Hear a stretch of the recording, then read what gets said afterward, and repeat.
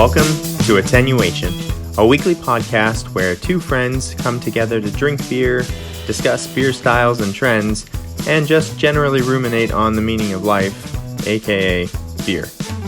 If you enjoy your time with us, we invite you to become a weekly listener and subscribe to the podcast. Without further ado, here is this week's episode.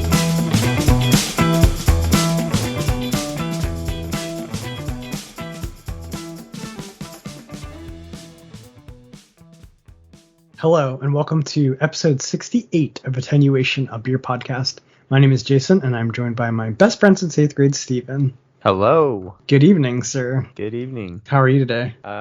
Good. I'm ready to drink some beer. Are you ready to drink beer and talk about beer? Always. Good. So today... my lot in life to drink beer and talk about beer. Well, at least on Thursdays. When we record. This comes out on Mondays, but behind the scenes knowledge, we record on Thursdays. Thursday. It's the magic of the internet. Okay, so today's topic is we're doing another deep dive into stone brewing. Yes, that's a hot topic right now. Yes, it might be inspired by current events. Yes, but we needed to sort of look back, learn a little bit more, kind of see how that whole situation evolved, because I think it's interesting. Mm-hmm. We'll see how we feel about stone at the end of this episode. Okay. All right, so before we get into that, we have to do our favorite part of the podcast, which is the drinking beer segment. So I introduce my beer, give nose notes. Steven does the same, and then we give tasting notes. Jason prepared for this one years in advance. Yes, so I have a story. So in honor of stone brewing, I have had an Arrogant Bastard Ale in my beer fridge for an indeterminate amount of time. I don't know where I got this. How old is the beer fridge? It can't be more than 4 years old, I think. Okay. I think. The beer fridge is older than that. Okay. But I don't think this existed in our previous... where we lived before we moved into this house. I do not think I moved this. I hope not, because then it's really old. And I've desperately searched it for a date, and I cannot find one. Oh, man. But anyways, this beer had a pretty big influence on me, and it's a pretty famous stone brewing beer. I kind of remember it as one of the first fancy beers I ever drank. So I have not had one in a very long time. So I'm pretty excited. Hopefully it's still good. Yeah, it's a strong dark ale meant to be aged. I'm glad one of us had a stone beer to drink, though. Okay, it looks... There's not anything floating in it as far as I can tell. No? Oh, there might be. This might be older than I thought. That's fine. We're going to try it. So it's a very dark reddish brown, and there's a pretty viscous head, or active head, kind of forming a carpet there of about 2 centimeters, and it's sticking around. Ooh, it actually smells so good. Like caramel, orange, pine, a really biscuity note, honey even. Okay, interesting. Man, I don't not remember what this beer tastes like. Okay, cool. I'm excited. Hey, that's awesome. So I'm drinking a beer called Hostile Hybrid. It is from the Brewing Projekt in Milwaukee, Wisconsin, I think. Somewhere in Wisconsin. Oh, Eau Claire, Wisconsin. Not sure where that is in Wisconsin, but the Brewing Projekt. Hostile Hybrid. It's a barrel-aged brown ale with cinnamon, brown sugar, and vanilla. So, kind of excited. I like those adjuncts. And I love red and brown ales. I'm pretty jealous of this one. I know, I'm kind of excited. I'm hoping this is a really good dessert beer. The nose is sort of caramel, maple syrup, a little bit of a cherry note, a bourbon note. That's probably a little bit from the barrel aging. It doesn't say specifically what it was barrel aged in, but yeah, a little bit of a bourbon note. But yeah, just very vanilla. I'm getting a touch of that cinnamon, almost like a bourbon soaked cinnamon roll. Ooh, I like that. Yeah. All right. See what this tastes like. Cheers. Cheers. Well, Steven, we have to cancel the podcast. Oh, why? So I'm gonna reveal a lot of our secrets.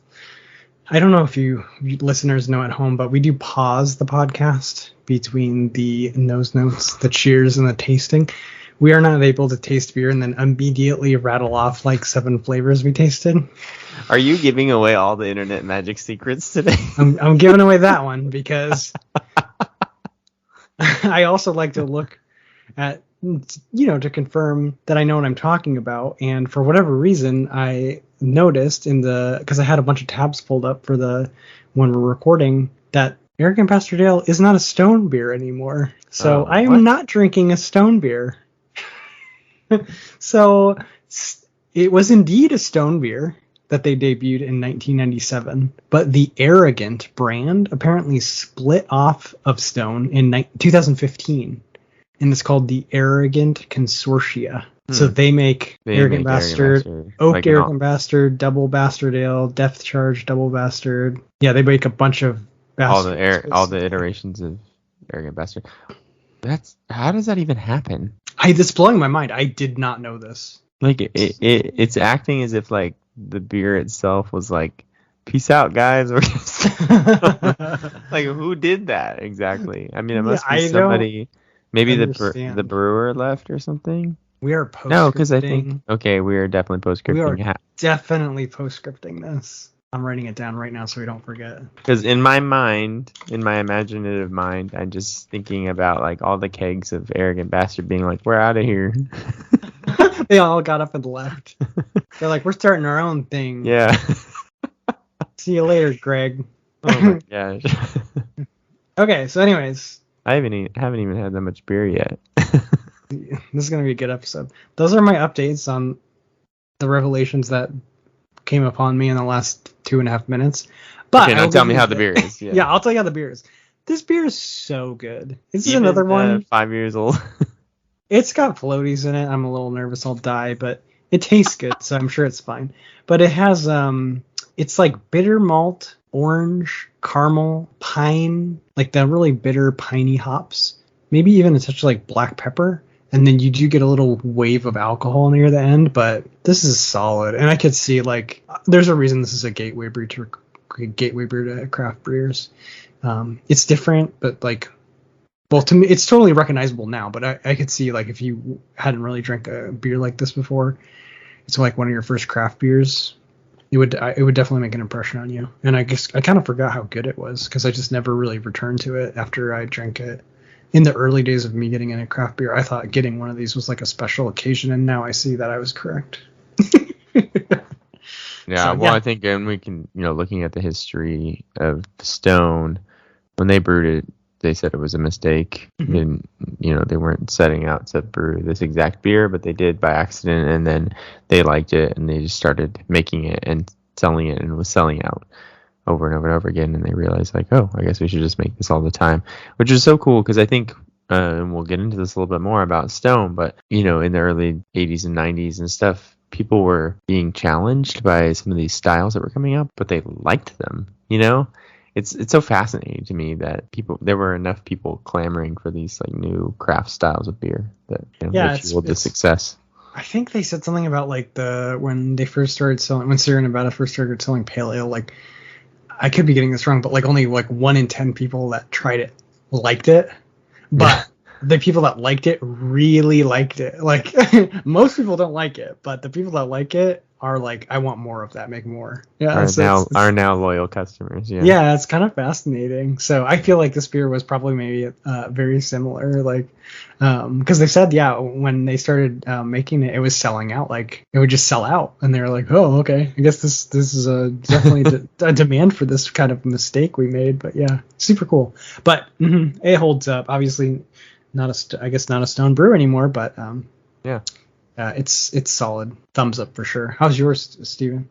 Mine's good. It's interesting. So it's very light bodied. I think I forgot to say is like 7% alcohol, a dark brown with like a nice thin head. But yeah, very light bodied. This one I think has the most sort of Coca-Cola notes that I've ever had in a beer. Very really? Like vanilla Coke is what it tastes like. Cool.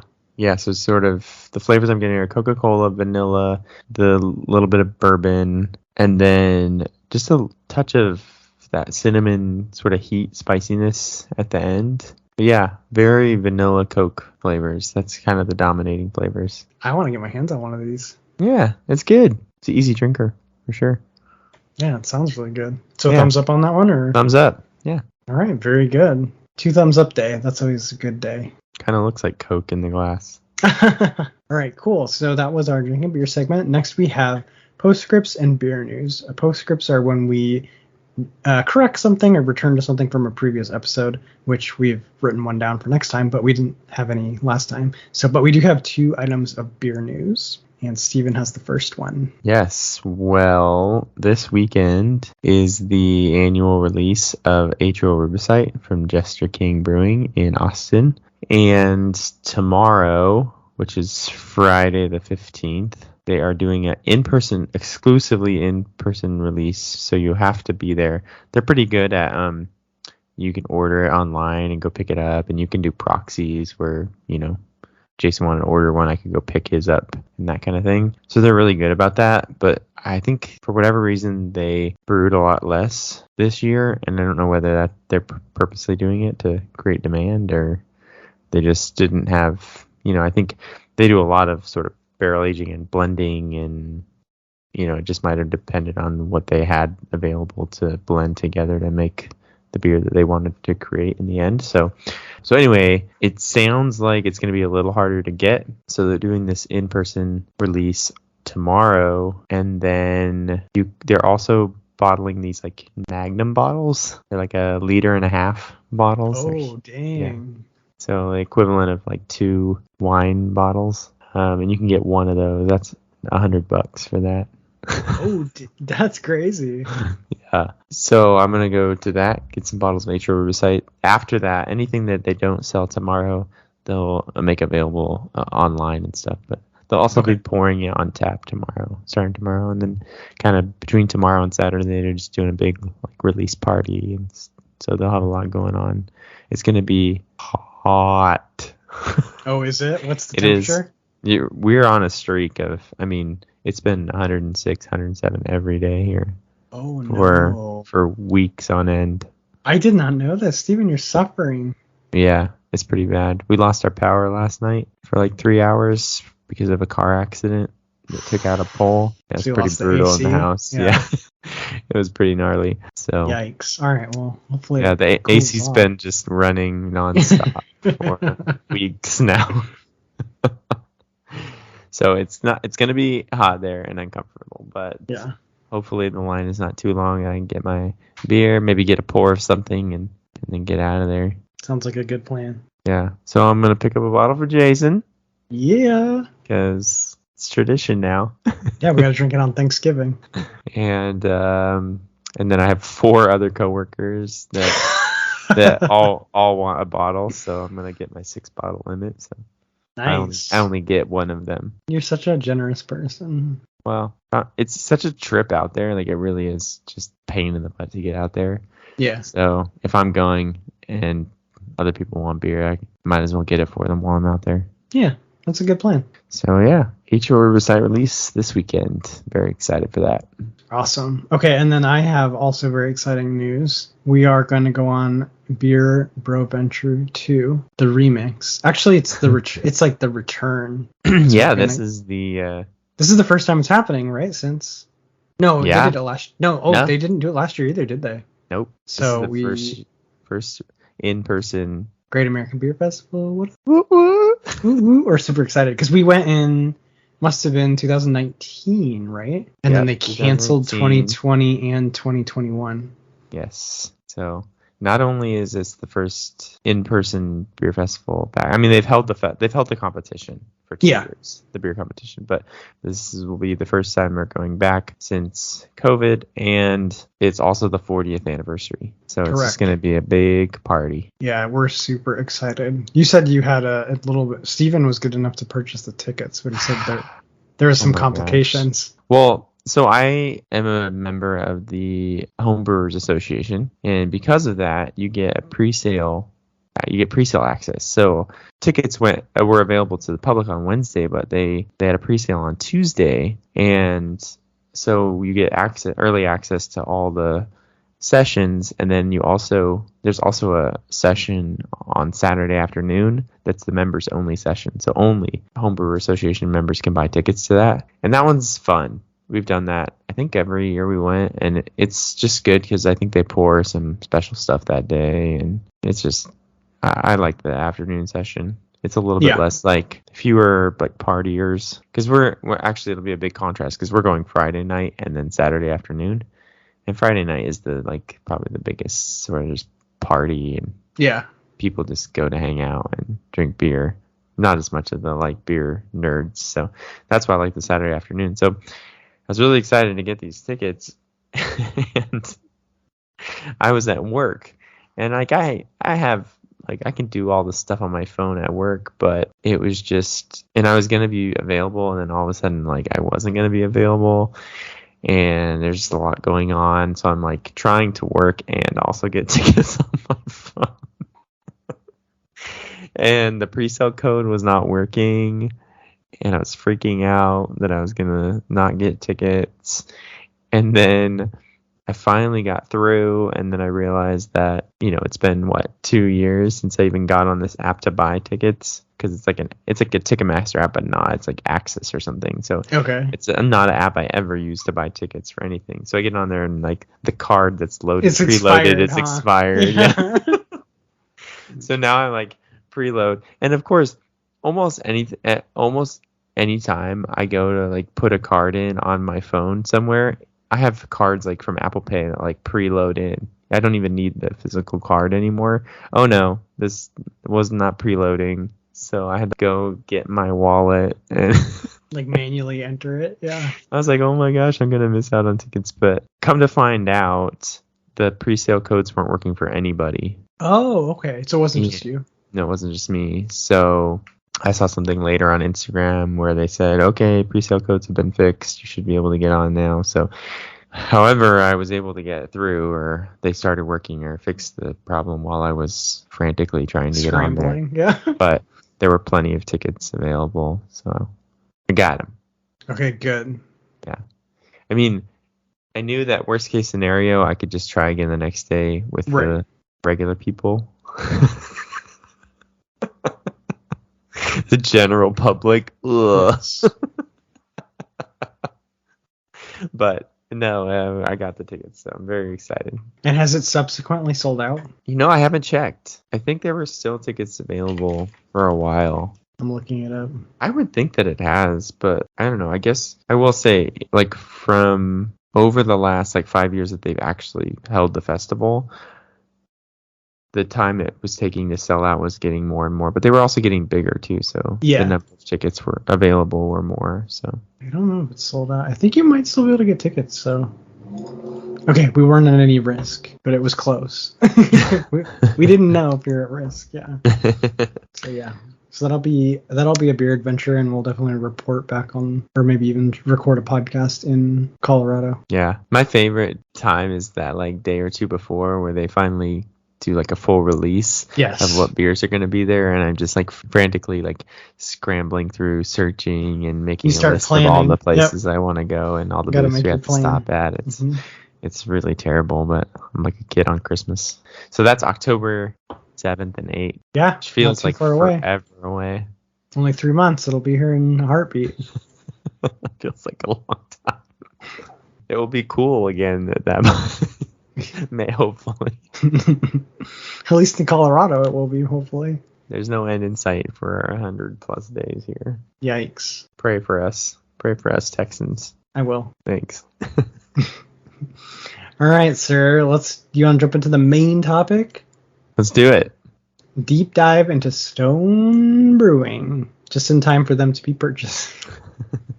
Well, they have a long history, and truth be told, they did stay independent for a very long time. That is true. So you got to give them credit for that. So we want to start, I guess, at the beginning.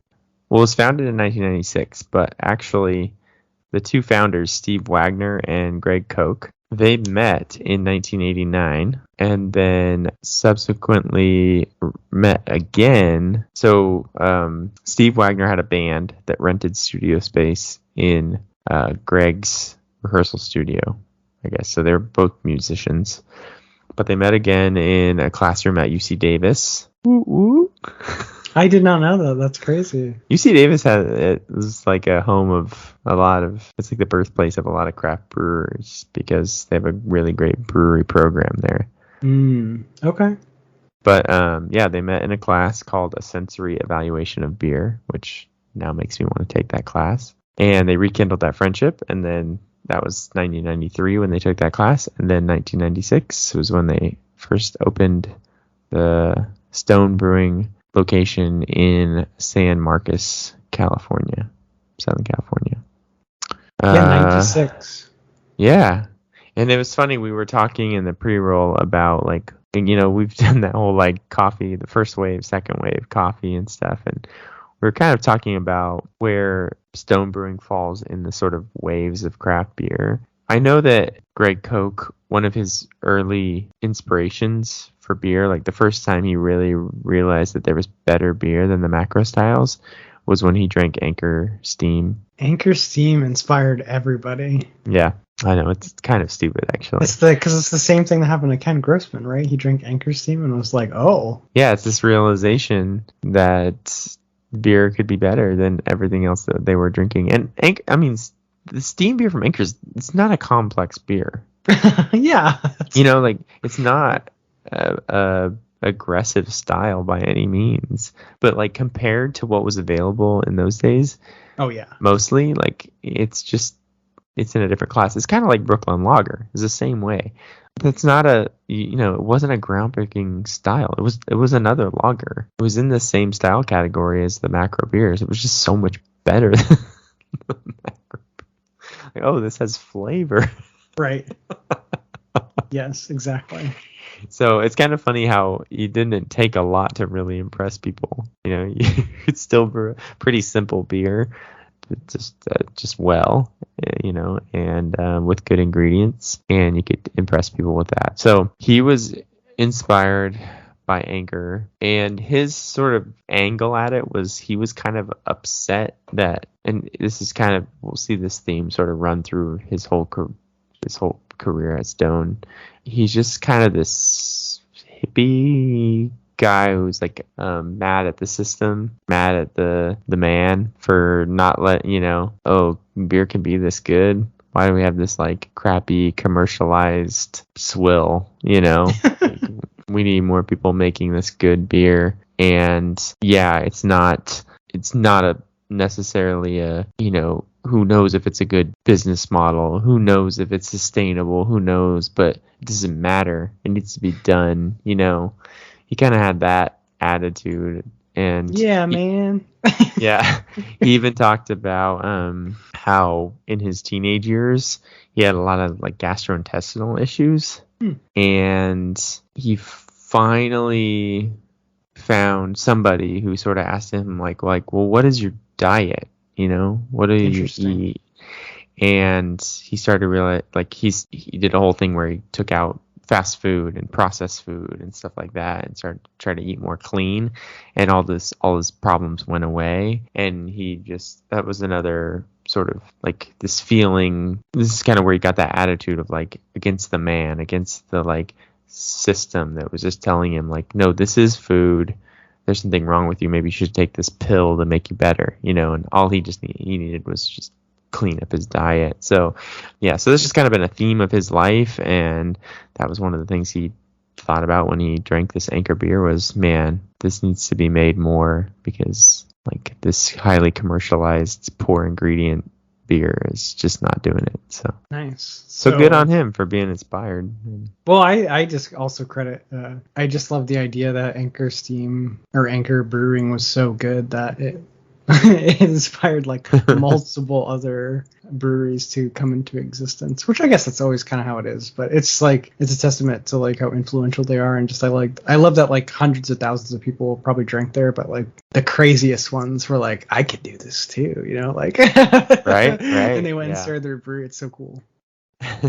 What's interesting is their first beer, I believe, was the Stone Pale Ale. I think that's correct. Am I getting that right? And I think it was, I guess that makes sense, right? It's kind of the Sierra Nevada vein. Yes, it makes sense. That's exactly kind of what you'd be making, I feel like, at the time. Because, Sierra Nevada was doing it, and then I think Russian River had their pale ale, and everyone's just doing their pale ale. And actually, I think it's retired, the Stone Pale Ale. Yeah, I don't. No, yeah, you They don't don't see. even make it anymore, which is kind of interesting. Kind of maybe a testament to like the modern beer scene too. But yeah, so I think that is kind of Well, I think that one of their big things was to start really aggressively hopping stuff. So a lot of the West Coast style IPA, I think they are kind of credited with creating that style.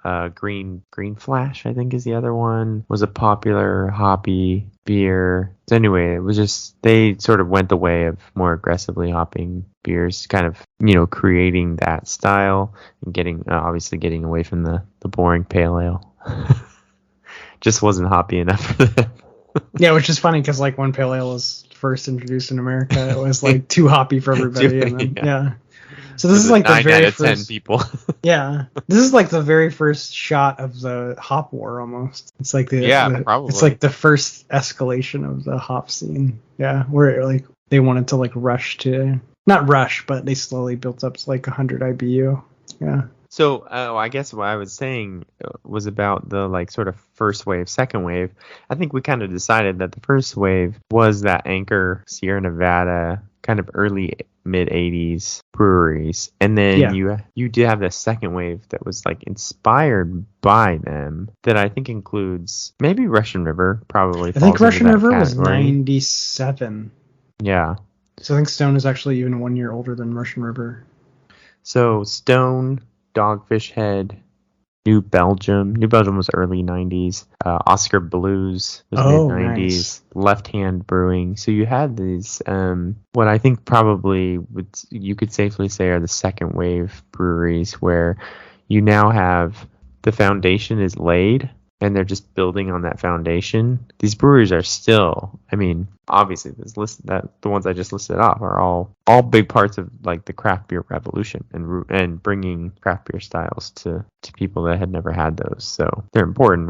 We just kind of came to the conclusion that, well, because Stone was claiming on their website that they I think that the sentence they said is they kickstarted the craft beer revolution in the United States, and I took umbrage with that. The specificity of that statement. Well, it's kind of funny because you literally told the story about being inspired by Anchor Brewing, and then it's like, so yes. Anchor Brewing kickstarted? I think the word kickstart is reserved for the prime mover, which in this case is not Stone. I'm sorry. And yeah, so the point was not to discredit the influence of Stone and these early breweries like Russian River and Dogfish Head and stuff, but to say that they were the original, I think we just kind of disagreed with that. I think it was definitely second wave. Yeah, and I'm gonna praise Stone a lot later in the episode, so we'll get there. I have good things to say about them too. Yeah. Yeah, so their first keg was sold in July of 1996 to a pizza place, the owner of which came and picked up the keg of Stone Pale Ale. And dedication. It's kind of funny that it mentions how like Greg kind of got an unrealistic idea that people would actually come pick up the beer themselves. And they wouldn't have to actually deliver it. You're going to have to buy a truck and start delivering that, my friend. But, yeah. Yeah, and then the second beer, so that Stone Pale Ale was the sort of staple. And then they set out in December of 1996 to make a seasonal beer called Winterstone, which was a smoked porter. And they ended up having a lot of accounts say that they want that beer all the time. They were selling out, and they were like, you give us this beer, we're not going to sell any other beer. That's pretty good motivation to say, yeah, we'll just make it that's some demand right there. Yeah. So, and I think like the good thing about San Diego is that you have this very temperate climate sort of all year round. Like you don't really need seasonal releases in San Diego. They have some of the best weather in the United States for sure. Yeah. It's like 70-ish degrees year round. All the time, right? Yeah, they get into the 80s or 90s every once in a while and they're like dying. So yeah, right. So I think like the idea of a seasonal beer probably really didn't need to exist in that area because people would be willing to drink a smoked porter sort of all year round. So kind of like that. There was their other sort of flagship was the Stone wheat beer. Those were kind of the three original pale ale, smoked porter, and the wheat beer, which again, kind of funny because there's so much talk about Stone's hoppy beers, their IPAs that really push the limits of bitterness and what they tend to be kind of famous for. But really, these three flagships were just a wheat, a porter, and a pale ale. Yeah, it's kind of funny. Well, I don't think. But you have to kind of gradually bring people into the. Yes, exactly. Like, yeah. So these styles were challenging people. Yeah, at the time they were already pretty challenging. So, and now is this when they start making? Well, a beer they used to control, I guess. Arrogant Bastard. Well, let's see. So Stone IPA was 1997. Oh, okay. That's an important one. That was their anniversary. That's when they brewed Stone IPA for their first anniversary. Okay. So that was kind of their next big one. That's been a long time flagship. Oh yeah, and they still make that, and that's iconic. Yeah. It's funny. I'm not a huge fan of Stone IPA. You like Stone IPA? You like that West Coast. I do love West Coast IPAs. So I'll have to get one because I have not. Again, like I think I credit Stone a lot for my entry into craft beer, but I haven't really like returned to them, if that makes sense. Because I'm a little bit like you. I'm a kind of a novelty seeker. Mm-hmm. So I'm always looking for like the next thing, but I know like on the podcast I've been challenging myself to not only try new things but to like revisit beers that got me into craft beer, like Lagunitas IPA, like and honestly like right now for Arrogant Master Ale, and every time I go back to some of these like beers that originally got me into craft beer, I'm like, oh man, these are still so good. Like I don't know, you can't really write them off. And that's kind of like what I wanted to say. I do want to pay a lot of respect to Stone and stuff like that, just because they really did carve out the craft beer scene. And like, I mean, the craft beer scene has evolved since then, but the kings are still like the titans of the craft beer. They're titans for a reason. So I really do need to drink. I haven't had a Stone IPA in like, I don't know how many years, but I'm sure if I went back to it, I would love it. I have that same feeling about like High Lie. Okay. Which was a beer, which is like one of the first, I mean, I don't know, I had that pretty early on before trying a lot of other IPAs, and I remember like not liking it very much. Yeah. But now returning to it, and it is this very, I don't know, it's kind of funny when you drink it. It's not this, I think we're so used to these juicy IPAs now with all this like aggressive dry hopping, and they're so aromatic and just tons of tropical flavors and stuff. And to go back to something that's a little bit more West Coast style, kind of balancing the malt with like a pine and kind of grapefruit bitterness, like, it doesn't blow you away, but it's such a solid style of beer. Yes. So I think that the same thing when I go back to Lagunitas IPA, when I go back to Stone IPA, I think, you could talk about, you could say the same thing about Pliny the Elder, right? It's just people will say, oh, it's not that great of a beer, or there's so many beers now that are better or whatever. But I don't know. These are just like the most solid versions of style. And I mean, it's kind of like music. It depends on like when you got into the scene, because I do wonder if if someone got into craft beer right now today, and they got into like pale ales, and then they got into like East Coast IPAs, like where there's like it's all the dry hop, double dry hop, it's like not bitter at all. I really wonder like how long it would take them to get in, if they would get into it at all, like West Coast IPAs, you know what I mean? So like I just feel like that was the music, aka the beer, that was popular when I got into craft beer, so I think it's the best. So I think people that get into beer now are like, no, this is the best, and it's just like it's gonna continue on as it has continued, as that's it's like a generational thing. It's like everyone always thinks the music they grew up with is the best, and so now it's smoothie sours. Yeah, and just like, but then there's like and that's why you become an old grumpy old man, is because you try to like, you're like, no, I've been around and I've drank all this stuff, but like you still have the same bias. You just like you're just older, but you like whatever you broke into the scene on. So I do have like an affinity to the West Coast style, but that you're just a product of your time. Yeah, it's probably timing in craft beer. Like I could argue like what I really like about West Coast styles is exactly what you said. It's like the balance between the malt and the hops, where like, as I feel like the newer styles, they like, there's no malt, they like strip it out, they tone it all down, like they're just focusing on like the tropical hop flavors, and they tone down the bitterness as much as they can too. It's pilsner, it's like super light malts, and then like adjuncts, right? Like It's all mouthfeel. Yeah, exactly. It's not And about. for me, I do really like those, but it's inelegant almost to me because it's like you've stripped out a whole element of the beer, or maybe even two elements if you want to say like a core element of an IPA is like that it's bitter, which I don't know. I guess it's arguable. You've like hyper focused on this one part of the beer, which is not necessarily a bad thing, but to me, like the kings of, and again, this is my bias, but it's like the perfect West Coast IPA is like better than all these. But that's all subjective, and that's part of the fun part of the beer as a hobby. Like, there's no right answer, right? So, anyway, sorry, that was quite a tangent, but I think that's a good perspective. Bastard is kicking in. So let's get to Arrogant Bastard. That was 1997. Okay. Fall of 1997 is when Arrogant Bastard was accidentally made. Accidentally, yeah, that's great. They liked it. I mean, I guess I wouldn't say that's true of a lot of beers, but especially this early on, 80s and 90s, a lot of this is just experiments and what hops can you get and what malts can you get, and it's just so different than today. Today you can make anything you want and manipulate the water as much as you want, and I don't know, it's just it's kind of crazy. So I think it's interesting that they would like stumble upon a it's not dialed in, right? Like it is now, where they could even have the possibility of stumbling on basically a new style or a beer that just blows them away, and then go like, wait, did you write all that down? Well, I mean, we can recreate this, right?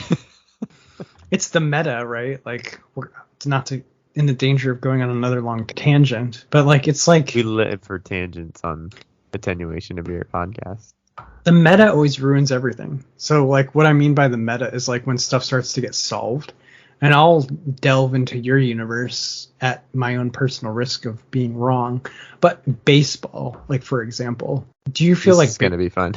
Baseball is like more of a solved game now. Like, ever since they started doing, was that one book or movie about like when they started doing analytics to baseball? Moneyball. And it's like, I'm more interested in things before like the meta is established. So I feel like the post meta ball baseball universe is less dynamic and interesting because like they start to solve aspects of the game, and then you can't really deviate from that because they've already calculated every iteration, and this is the best possible path to take. And I feel like the meta's been reached in craft beer too, like where in these early days when they were trying stuff out, it was everything's exciting and new. And now like beer is kind of what you said, it's like solved. You can dial in the pH, you can dial in everything. You can get these new products where you don't even have to use, they're like taking out aspects, like what did we talk about a couple weeks ago with the hop extracts and stuff like that, where you can guarantee there's like no off flavors. And like, I don't know, there's something sad about when something is so solved like that makes that I'm less of a fan of. Like, I'm more about the creative age and the spirit of exploration and experimentation. Like, another analogy, I don't know why I'm making sports analogies, this is so bad, and you can correct me, but do you remember in the NFL there was a very brief window where they were running like wildcat offense? Right. It was making me so excited because there's like this is like a alternative offense style, but the problem with the NFL is like everything is so solved, and like they're gonna watch 1,000 people are gonna watch the videos of the game and analyze how to defeat like your suboptimal style. But like watching people play wildcat is so cool because it's different and it's exciting, but it will eventually just get annihilated by the meta, and everything has to be forced back into like, no, this is the only possible path forward. So anyways, that's a big tangent to say. Well, the problem is with the problem with the Wildcat is hinges on half the people not being like good enough for the NFL. You know, like when you get to the NFL, the fastest people, and they can just destroy the Wildcat offense. So. But I love your baseball analogy too, because I've struggled with this over the last few years because they've done all these shifts. They do all these offensive shifts where they put all the players on one side of the field because that's where the player hits. I mean, they have analytical data on like every single player. I mean, you'll have this year they had a rookie. This is a guy who just came up from the minors. Yeah. He has like almost no at bats in the major leagues, and they've shifted on him. Like, they have analytical data from the minor leagues. It's insane. It's like, what? But I've struggled with what should and shouldn't be allowed in baseball and how to get around that. And anyway, I love that analogy because I think you're right. I think it's now, humans, we ruin everything. We certainly do. And we right. Yeah, you're right. We've dialed in beer so much that because I think I've struggled with this too with the home brewing that I've done. I haven't done a lot, but it's like part of me when I get to the end of a home brew is like, oh, why am I drinking this? Like I can drink so much better beer all the time. Like why am I drinking my own crappy beer that I made? But these people loved that, right? Like they embraced that. They just made their own beer and drank it. One, because they didn't have as many good craft beers available. So what they were making for themselves was the best beer. It was better than any beer you could buy at the store. It's just weird how, just depending on what time you are or where you are in a timeline, yes, dictates so much about what your taste is or what your... Yeah, and there could be the same personality profile and innovation and talent of Greg Koch could be born right now, but like he will not start the next great brewery because this scene is so saturated. Like it's not happening. You know what I mean? Like the competition is so fierce. Like I don't think there will never be, maybe there will be, but I just don't know if there's going to be another like breakout beer style that like no one saw coming. Cause I feel like we've already sifted through all of history and like found every possible beer style and now make them. So I don't know. In certain ways it's good. In certain ways the romance of it has been completely drained away. Yeah. Why is this so sad? Why is this such a depressing I feel like this episode? This is such a good conversation for Stone too, because I think what they stood for was like against the system. And I mean, we're kind of jumping the shark a little bit to talk about how they inevitably sold. Like it's almost like this whole episode is like an analogy for the fact that like even this brewery that was like founded on the fighting the system like eventually succumbs to it. Like yeah, the great. The man is the great destroyer, Steven, and he will always win. Yeah. Yeah.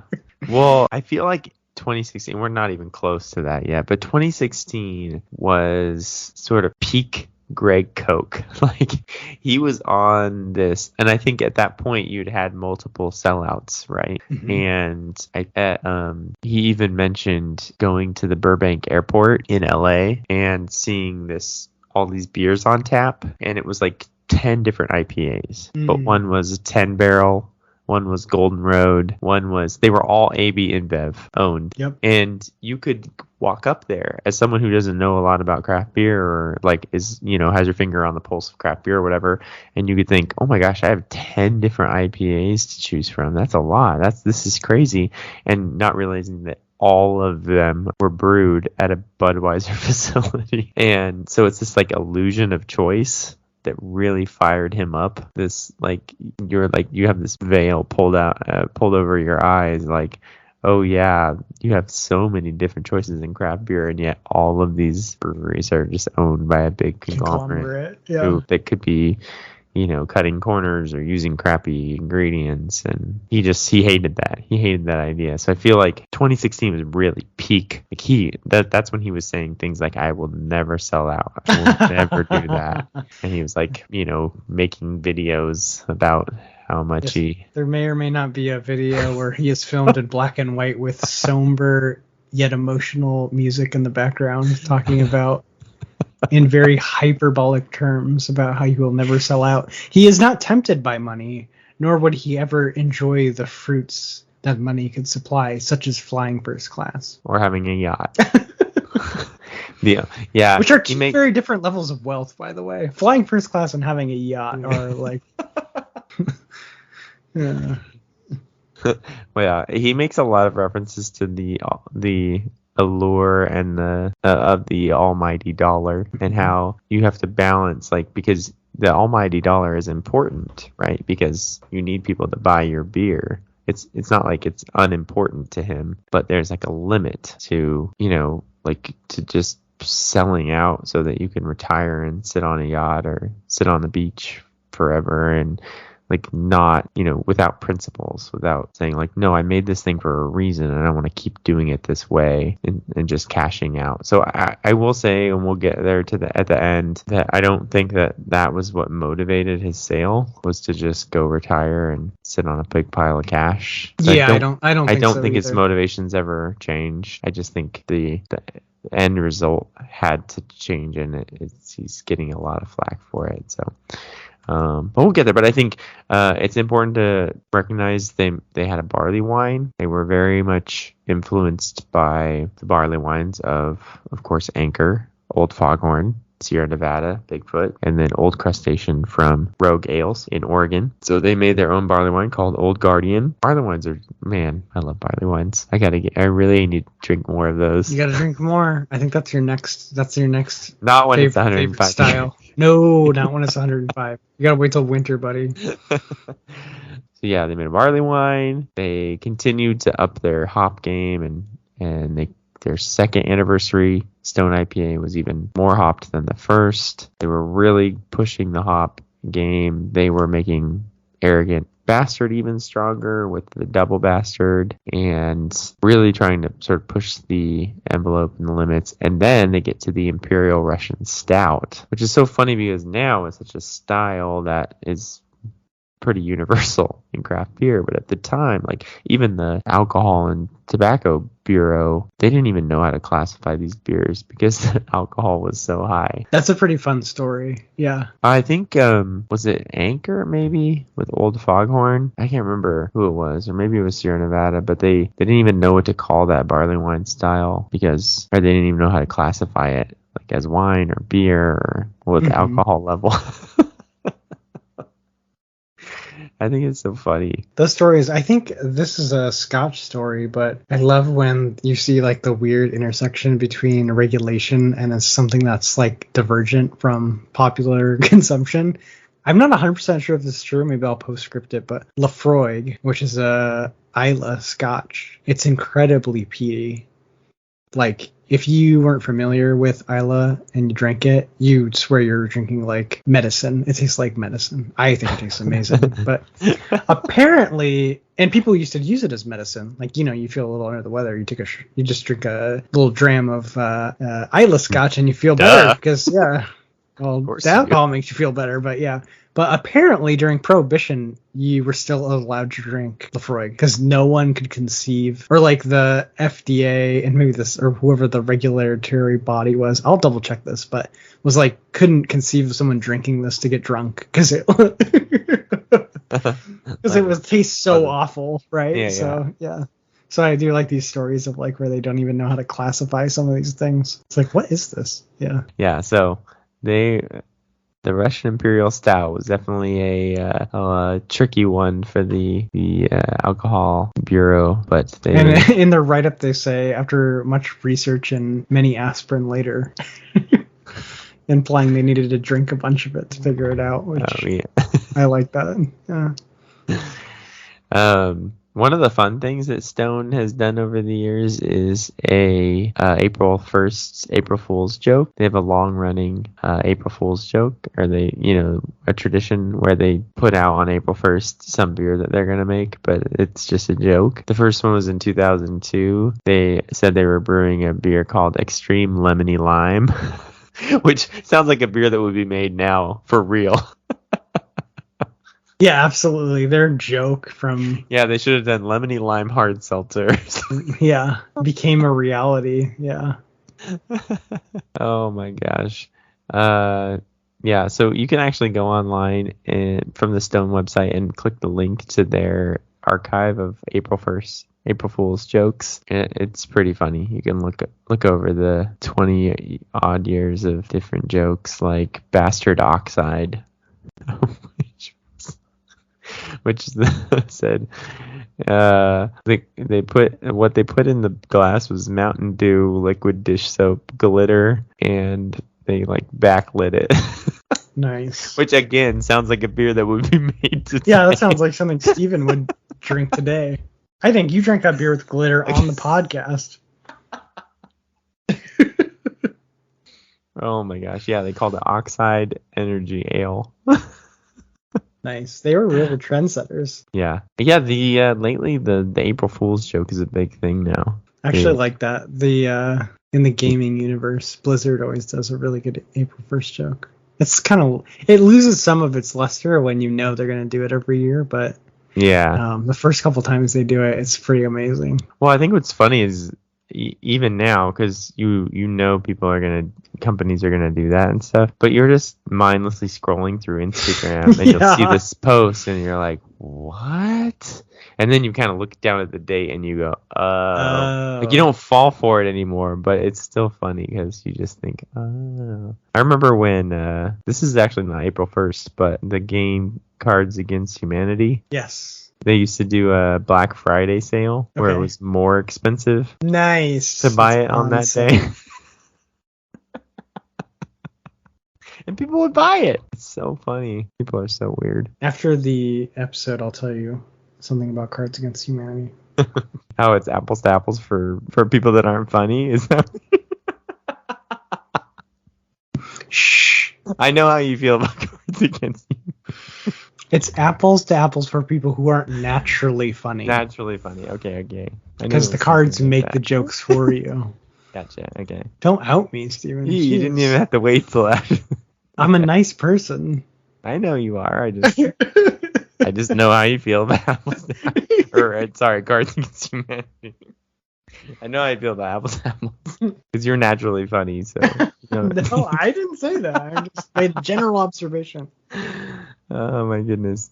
Okay, man, where are we? Okay, let's just fast forward over this because we all know Stone makes some great beers and they've done it for a really long time.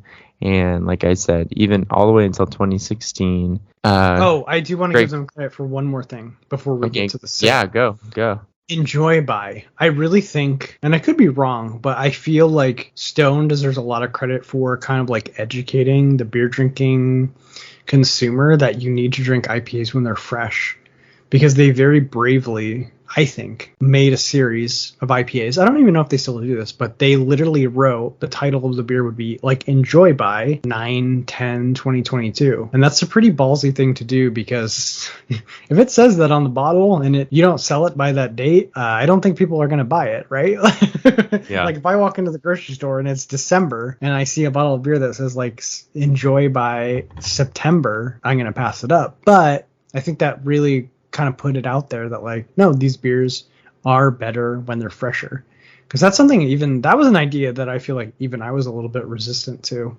Like, how big of a difference can it really make? But yeah. No, they really put themselves out there with that, and I think they deserve a lot of credit for kind of like getting that idea out there. Because I think the first time I started to see those bottles when I started to really look into the fact like, oh no, you really need to enjoy these fresh to get the full experience. They're still gonna be good later on, but some of those flavor profiles do degrade pretty quick. So big props to Stone for that. I think that is partially, if not totally, responsible for beers putting the bottle, like almost every beer now that's an IPA style, if it's coming from a good brewery, should have a date on it. Yeah. And I think they're partially, if not totally, responsible for that. Yeah, if there's not a greater summary of like a craft beer journey, is like thinking, well, the first time I went to Russian River and seeing people leave with crates of Pliny the Elder and on like in big lettering on the side saying like keep cold, drink fresh, and thinking, oh my god, like how beer snobby can you get? Yeah, I saw people buy those and put them into coolers.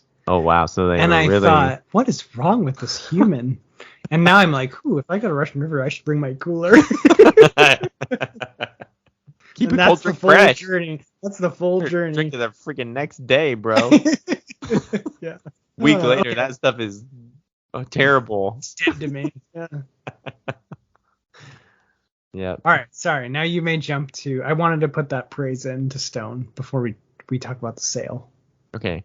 Well, so there are a few things to talk about too before there. So they opened some big restaurants. They opened a big brew pub in Escondido, which is like northern San Diego. They, I believe, still, at least recently, are third on the list of top destinations in northern San Diego. The first one being the Wild Animal Park, right? The Safari Park, which is of course huge. Legoland is the second, and then third is Stone Brewing. So that's pretty good. That's awesome. Yeah. And I've been to their brew pub. I haven't been to the Escondido one, but I've been to the one that's it's kind of close to the airport in San Diego. It's beautiful. It's amazing. one of the things I love about going to a brew pub for a brewery like Stone is that, yes, you can go to the grocery store and they have national distribution. You can go to the grocery store, you can get Stone IPA, you can get Ruination Ale, you can get Arrogant Bastard, you can get all these flagship beers from them. But you go to their brew pub and their menu is so fun. They have like an R&D section where it's just all stuff you've never heard of and never drank before, and things that they're working on. And that's my favorite thing about going to, even when I would go to Ballast Point, the tap rooms in either San Diego or Anaheim at downtown Disney, they always had stuff that you would never find in the store for these breweries that are like really big and have these like nationally distributed flagship beers. So I love that. That's really fun. Because I think like that's part of the draw of these like smaller local breweries, is that they just have all these like rotating beers, constantly brewing different styles and new things, and you feel like you don't get that out of breweries like Stone and Lagunitas and stuff. But if you go to the actual tap rooms, they always have fun stuff. That's where the magic is. Yeah. That's cool. So they're brew pub. They ended up having 12 total locations, tap rooms and brew pubs. They opened a brew pub in Germany, in Berlin. So they opened a brew pub in Berlin. This is one of the decisions that somewhat led to their downfall. They did not, I don't think that they realized how hard it would be to break into the European market. Their sort of idea from the very beginning has been like, they don't advertise.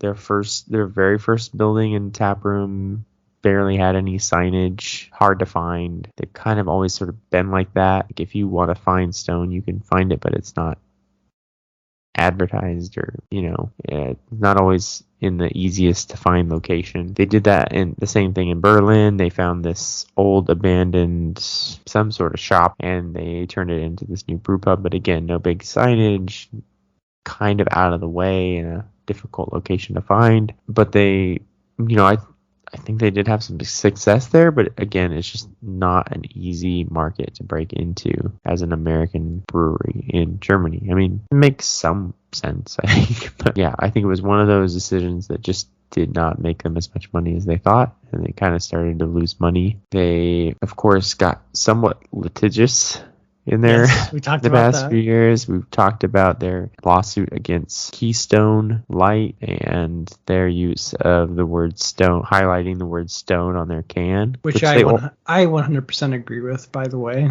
I think that can was egregious. Yeah.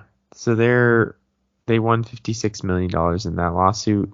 Still nowhere near like the debt they were in at that point. Right. And they were really, I think, struggling financially. And I think this is sort of the cracks are beginning to show. Yeah, exactly. Yeah. So they opened that brewery in Berlin in 2009. In 2016, they started a thing called True Craft, which was their effort to gather independent investors and invest in, basically become like a way to help small craft breweries succeed or find the money that they needed to expand or that kind of thing without having to turn to the big conglomerates. Okay. So they basically wanted to like create a place where those breweries could turn to get like funding and investment. Yeah, to funding and stuff, right? To stay independent. From what I could tell, I don't believe they ever actually gave any money to any breweries. It just didn't quite pan out the way. This is the equivalent of when independent craft beer wanted to raise like $5 billion or whatever to buy InBev, and then they realized, oh, that's a big number. Yeah. So I'm going to give you a sort of interesting dichotomy. So you have Stone, the other very big brewery in San Diego that was kind of their competitor for a long time, was Karl Strauss. Interesting. Karl Strauss is still independent. Really? Very independent. Okay. I will tell you the big difference. Karl Strauss, from the very beginning, decided that they would only distribute in California and in just in the very sort of kind of San Diego surrounding areas as a big market, and then kind of out into California a little bit, but that's it. And that's all they ever wanted to sort of expand to. I think that's important. Yeah. Now It's they were kind of strategic before their time almost. Yeah, because look at the breweries that have sold out recently. Bell's, New Belgium, Stone, Dogfish Head. I don't know. There's all these breweries that if you want to become nationally distributed, at some point you have to just give in, right? Like you're becoming the thing you didn't want to be. Yeah, and that's kind of, I mean, obviously I don't know enough about this, but just purely speculating, it's part of like the market saturation, right? It's like the beer scene is so competitive that I feel like, you know how like people are always, it's like the World War I, World War II thing, but people are always preparing to fight the last war.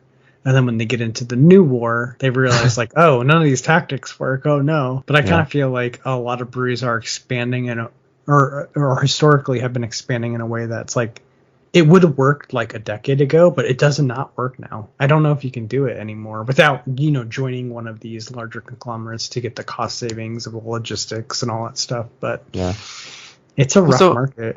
Yeah. So you see these, like a lot of these breweries that you would think of as mid-90s breweries, right? These second wave breweries, they had that sort of like, oh, we're making great beer now, and we're going to get it to everybody. And in that, they destroyed themselves. Because you have this first wave that I think stayed independent, right? Sierra Nevada, Anchor, right? Like those places are staying independent. You have the second wave that has a ton of names in it that are all selling out. And now you have this, like, maybe, I don't know how many waves since then that are a lot more smaller and more independent. So it's kind of interesting. There's this small class of graduates from the 90s that have made this mistake of growing too big. And Carl Strauss is actually an exception to that. Because they came out of the 90s and they just decided, no, we want to stay right here in San Diego. Yeah. And it's actually very, very super interesting kind of comparison between those two breweries. Yeah, that is interesting. That could be like a whole topic in of itself. I know, right? So, and another interesting thing, and Greg Koch actually admitted this in his, he wrote a big long thing about selling to Sapporo. And one of the things he wrote was that, like, the idea of, hey, telling people like, hey, go to your local brewery, buy your local craft beer, was like good for them and then bad for them. Oh, because they became too big? Right? It was good for them until they were not the local beer that you went down the street for. They became, what did I say last episode? It's like either die the hero or you live long enough to become the villain. Yeah. Yeah. So again, I think he's taken a lot of heat. He has, and he knows, right? He's very self-aware, right? He made a black and white video with somber music talking about how he wasn't going to do this. He's very aware of the mistake he made by saying never for a long time. I will say the only thing that I think saves him in some ways is that I really think he did this to save the thing that he loves and did not do it just to cash out and go live the rest of his life comfortably by selling out. No, I cut him a lot of slack. I mean, it was a hyperbolic statement, but it was 2016, and 2016 is it might as well be 50 years away from 2022 as far as I'm concerned. Like, we live in a totally different universe, and like, and I don't know. I cut him slack. It's like what I said in the, we did a whole episode on selling out, and I said, I couldn't,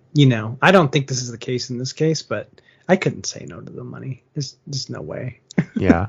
I would never say never because I know I have a price.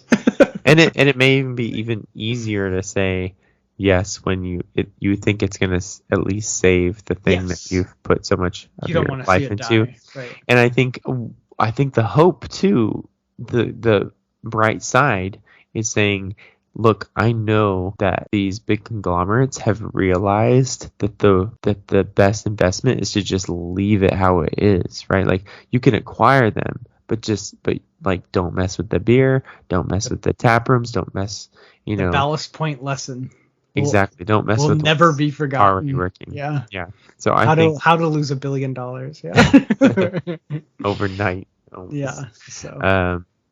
So I think that gave Greg Koch a little bit of comfort, knowing that not a lot of that is going to be messed with. It's not this like death sentence to the beer that they made, and the people that already work there that I think that he loves and appreciates get to keep working there. So.